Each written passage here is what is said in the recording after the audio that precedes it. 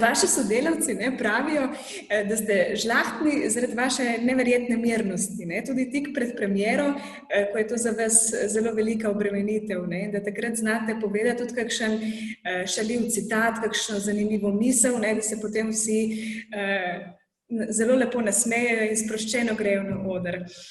A se kdaj takrat, tik pred začetkom predstave, vprašate, kaj je meni tega treba? Če se ne bi vsakič znova vprašal, kaj je meni tega treba, je bilo nekaj narobe z mano.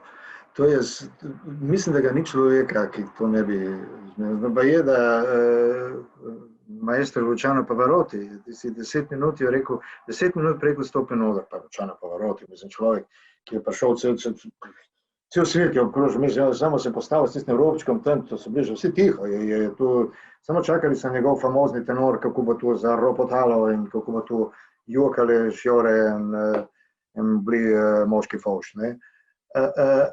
On je rekel, da tistih 10 minut, tistega pekla, prej, ko stopi na oder, ne bi prvoščil še najhujšemu sovražniku, če bi ga imel.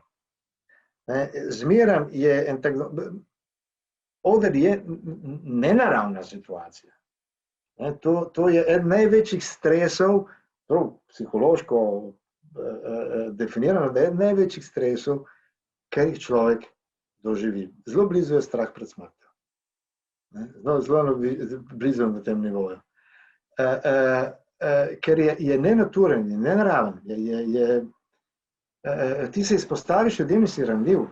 In igralce tukaj, zaradi tega jaz zmeram ne morem presojati igralca, da bom rekel ti ja, ti ne, ker smo dali nekaj skozi, smo nekaj spoznali teh bolečin, teh groz, ki pa se vedno, mislim, ko ga enkrat občutiš, ne moreš brez tega, ker te pa seveda, koliko so padci boleči, te pripelje tudi višave, da te višave so bolj kratkega daha, padci so, trajajo. To je en tistih poklicev, ki ne delaš zaradi denarja, ker denarja ni, ne delaš zaradi tega, ker ti je všeč, ker ti dostikrat tudi ni. Delaš zato, ker si ne predstavljaš, da bi delal kaj drugega. Ne znam razložiti drugače. No, treba reči to, da ne vem, kje vidijo v meni mirnost. Verjetno je res samo to, da sem tiste metodčke naučil leteti v formaciji, ker če bi še jaz pa ničero zraven, ne vem, če bi pomagal kolegom. In se pa z leti naučiš, da tudi če bo še najslabša predstava možna, ker si reči, človek predstavlja, imaš ogromno šans, tu, ko si mlad, ne verjameš, ampak ker si star, veš, da imaš ogromno šans, da boš preživel.